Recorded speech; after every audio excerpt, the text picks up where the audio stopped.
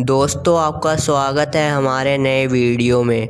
तो दोस्तों jujutsu Kaisen का चैप्टर 263 या फिर चैप्टर 262 का सेकंड पार्ट आ चुका है। मैं इसे चैप्टर 262 का सेकंड पार्ट इसलिए कह रहा हूँ क्योंकि इस चैप्टर में भी सिर्फ 13 पेजेस है। दोस्तों वीडियो शुरू करने से पहले अगर आप इस चैनल पर नए हैं तो चैनल को सब्सक्राइब और वीडियो को लाइक करना ना भूलें। तो चलिए शुरू करते हैं वीडियो को।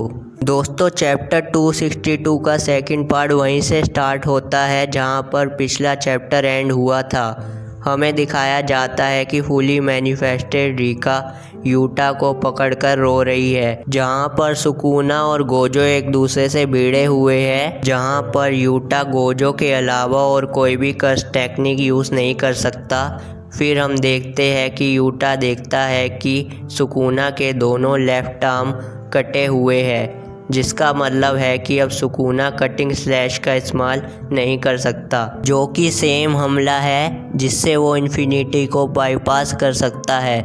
यूटा को ये रियलाइज़ हो जाता है कि अब सुकुना कटिंग स्लैश यूज़ नहीं कर सकता, तो अब उसके पास डोमेन एम्प्लीफिकेशन ही बचा है मेरी इन्फिनिटी को ब्रेक करने के लिए। फिर हम देखते हैं कि यूटा सुकुना को पकड़ता है और उसकी पीठ पर एक जोरदार किक हिट करता है, पर हम देखते हैं कि यूटा को थोड़ी परेशानी आ रही है क्योंकि गोजो की बॉडी यूटा के मुकाबले थोड़ी लंबी है, जिससे यूटा को थोड़ी दिक्कत आ रही है। यूटा रियलाइज़ करता है कि मैं सिर्फ एक बॉडी स्वैप से गोजो की लिमिटलेस को कभी पूरी तरह से मास्टर नहीं कर सकता, इसलिए लिमिटलेस को यूज़ करने के लिए 6 आई इतनी ज़रूरी है।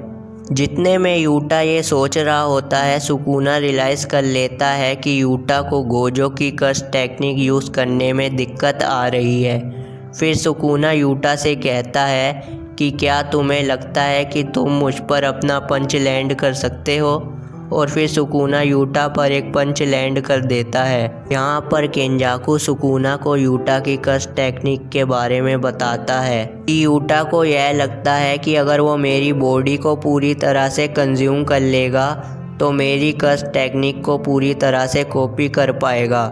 फिर सुकुना सोचता है क्या यूटा और भी कर्स टेक्निक को यूज़ कर सकता है, और फिर सुकुना को रियलाइज़ होता है कि उस मूवमेंट पर यूटा सिर्फ लिमिटलेस को कॉपी करके यूज़ कर सकता है। फिर सुकुना अपने मन में सोचता है कि यूटा कितनी देर तक गोजो की लिमिटलेस को कॉपी करके रख सकता है, और 5 मिनट का टाइम ख़त्म होने के बाद यूटा गोजो की बॉडी में ही रहेगा या फिर मर जाएगा, या फिर यूटा ने इसके बारे में कुछ सोचा भी है कि नहीं। पर जितनी देर में सुकुना इस चीज़ को रियलाइज़ करता है, उसे एक चीज़ याद आती है कि यूटा भी पर्पल होलो का इस्तेमाल कर सकता है। फिर हम देखते हैं कि यूटा गोजो का पर्पल होलो यूज़ करने ही वाला है, पर इतने में सुकुना यूटा के हाथ को पकड़ लेता है, जिससे यूटा पर्पल होलो का यूज़ ना कर पाए।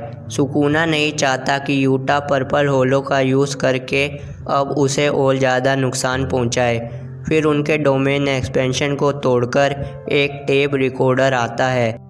उस टेप रिकॉर्डर से आवाज़ सुनाई देती है इंग्लिश और स्पेनिश।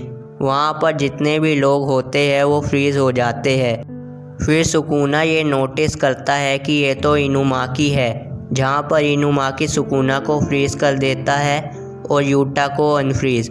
फिर यूटा पर्पल होलो का यूज़ करने के लिए फिर से रेडी है, पर तभी ये चैप्टर ख़त्म हो जाता है। दोस्तों इनुमाकी के आने से सुकुना फ्रीज होकर बहुत बड़ी डिसएडवांटेज में आ चुका है, और अगर सुकुना को ये पर्पल होलो हिट किया तो सुकुना की हालत बहुत बुरी होने वाली है।